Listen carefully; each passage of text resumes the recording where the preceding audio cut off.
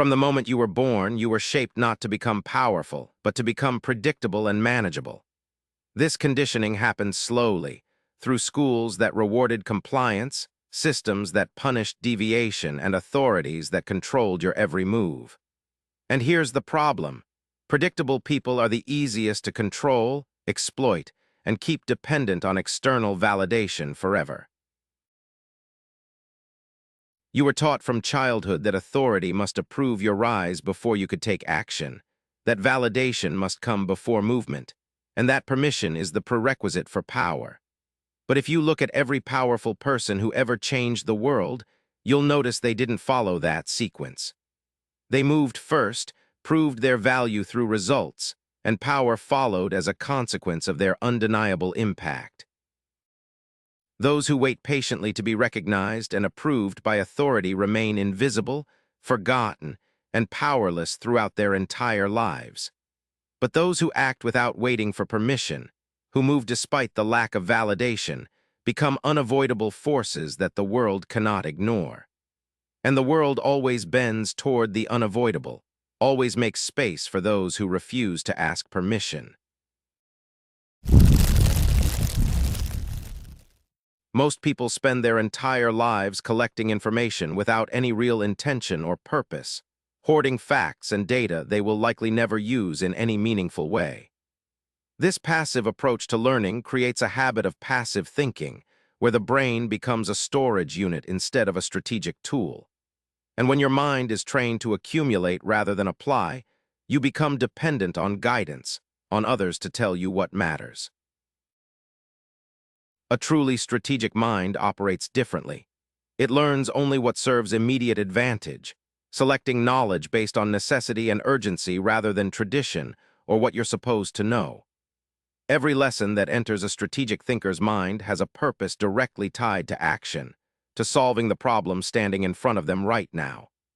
This selective, intentional approach to knowledge creates a completely different relationship with learning than the passive person ever experiences. When knowledge is connected to urgency and immediate purpose, it becomes permanent in your mind and reshapes how you make decisions forever. Information that matters sticks, information that doesn't gets discarded, and this natural filtering process creates mental clarity that most people never achieve. And that clarity, that focused knowledge, that's what creates real leverage, the ability to move faster and see deeper than everyone around you. People who learn without direction, without a clear reason tied to their goals, become dependent on external guidance because they never develop an internal compass for what matters. But those who learn with specific intent, tied to their own objectives, become self-directed. They know what to learn, they know how to apply it, and they don't wait for permission. And self-direction is where real control begins, where you become the authority in your own life instead of always looking to others for answers. Stop asking what is important in general, what everyone says you should know, what fits the standard curriculum of life success. Start asking what specifically removes the obstacle standing directly in front of you, what knowledge closes the gap between where you are and where you need to be. That single shift in the question you ask completely changes how power is built, because suddenly your learning becomes a weapon instead of decoration.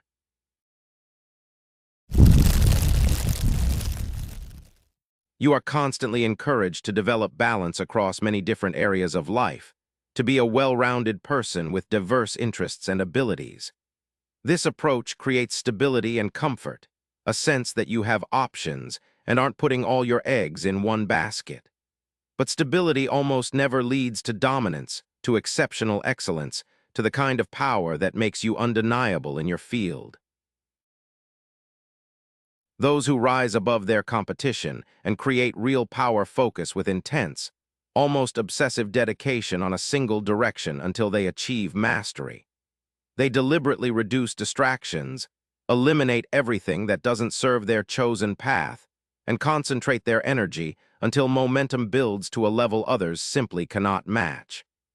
This focused intensity creates a compounding effect that passive people never experience. Ignoring what does not matter is a strategic decision, not a limitation. It's a deliberate choice to eliminate noise and focus your finite attention only on what creates advantage.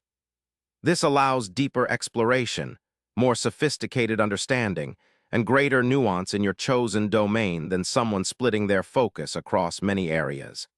And depth is exactly where advantage is created, where you develop expertise that becomes truly hard to compete with.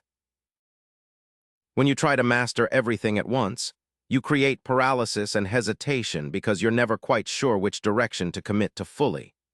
But when you choose one path and commit to mastering it completely, clarity emerges about what matters and what doesn't, about which actions move you forward and which are distractions. And clarity is what enables decisive action, the ability to move fast and commit fully because you know exactly what you're doing. Real power does not come from being complete, from having a little bit of knowledge about a lot of things, from being well-rounded. It comes from being exceptional, from being the best, from building mastery in a chosen domain where you have no real competition. And exceptionality is always built through obsession, through focused intensity that most people label as unhealthy, but that actually creates wealth, influence, and dominance. From the very beginning of your life, you were trained to follow the structure created by others, to fit into predetermined boxes and hierarchies. You were rewarded whenever you complied with the rules, whenever you followed instructions, and you were corrected, punished, sometimes humiliated whenever you tried to deviate or think differently. Over time, this dependence on external validation weakens your internal decision-making capabilities because you're never forced to develop them, never forced to trust your own judgment. You begin to hesitate whenever you're not given clear instructions, whenever guidance is not available, and hesitation is exactly where opportunities disappear. Every moment you pause to seek approval, someone else who didn't hesitate has already claimed what you could have had. A mind that has learned to govern itself tests reality through direct experience instead of trusting the instructions it was given, and questions systems instead of accepting them as permanent truth. When you approach the world this way, when you question what you're told and test what you're taught, you inevitably discover hidden advantages that others miss. These advantages come not from being smarter, but from being willing to see what the docile mind refuses to see. The moment you stop seeking approval for your actions, the moment you move based on what the situation actually requires rather than what you've been given permission to do, your speed of execution increases dramatically. You move faster because you're not waiting for a signal, you're responding to reality, and that speed itself becomes your competitive advantage. Others are still asking permission while you're already halfway toward your goal. Authority only exists and maintains its power because people believe in it, because they accept its legitimacy and grant it permission to control their choices. The moment that belief weakens, the moment people stop granting it that permission, the authority's influence fades like morning mist, regardless of how official or powerful it once seemed. Most systems and institutions are designed to teach you to avoid failure at all costs, to see failure as a reflection of your fundamental inadequacy. They attach your identity to your outcomes, they make failure personal, and they use shame and punishment to condition you to fear risk. This creates a psychology where pain becomes something to run from instead of something to learn from. But in reality, failure is not a verdict on your worth or capability. It's simply feedback delivered through the experience of consequence. Consequence reveals truth quickly, shows you exactly what doesn't work and why, and provides information that no amount of theoretical knowledge could ever give you. Those who understand this get information at a pace that people avoiding failure simply cannot match. Every mistake you make, every failure you experience, contains deeply usable information about how reality actually works and what you need to change. Those who develop the discipline to extract this information from their failures improve at exponential rates, compounding their growth, while others who avoid mistakes remain stagnant. The person extracting information from pain accelerates while the person avoiding pain stagnates. Discomfort is not a signal that you should stop what you're doing, that you've gone wrong, or that you should retreat to safety. It's actually a signal that adaptation is happening, that your mind and body are being forced to develop new capabilities to handle the challenge. And adaptation is the absolute foundation of survival, of growth, of becoming someone who can handle bigger challenges than you could before. Those who develop the ability to tolerate confusion and disorientation, who can function despite not having clear answers, gain speed over time that others never achieve. Most people wait for clarity before they move. They wait for the path to be obvious. And while they wait, the people who tolerate confusion are already moving and learning. And movement always outpaces hesitation. The person in motion, gathering information, learning, will always beat the person waiting for perfect clarity.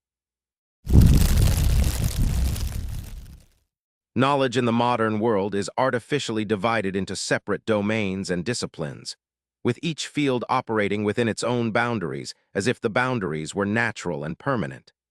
Psychology doesn't talk to economics. Biology doesn't inform philosophy. Engineering principles remain isolated from art and design. And this enforced separation of knowledge fundamentally limits innovation because it prevents the insights that would come from making unexpected connections. A strategic thinker operates completely differently by actively connecting ideas across disciplines, combining insights that the conventional world keeps deliberately separate. They'll take a principle from biology and apply it to business. They'll use game theory to understand psychology. They'll merge seemingly unrelated fields into new synthesis. And this act of synthesis creates unique solutions that nobody else can produce because most people are still trapped in their single disciplines. When you merge different skills and different domains of knowledge, you become difficult to compare and impossible to measure by standard definitions because you don't fit into any existing category. You are no longer competing as a psychologist or businessman or designer. You're operating in a space you created that has no competition. This makes you vastly difficult to compete with because there's literally no one else offering what you offer. Your unpredictability increases your value massively because others cannot anticipate your moves, cannot predict your strategies, cannot plan against you effectively. While competitors think they understand the game you're playing, you're already playing a different game with rules you created based on your unique synthesis. And unpredictability itself is a form of control because it forces others to react to you instead of you reacting to them. The real goal is not to follow the established paths that already exist, that are already crowded with other people competing for the same space. Instead, the goal is to construct your own entirely new framework for how something works, how something should be done, how value should be created. And whoever creates the framework controls the game. Frameworks don't just define outcomes, they define the entire reality in which people operate. The structure that once controlled access has weakened. Information is available, but direction is rare, and most people remain inactive despite opportunity. Those who act without waiting gain position quickly. They build proof instead of seeking approval, and proof replaces credentials. So now the decision is yours. Will you continue to wait for recognition, or will you begin moving without it?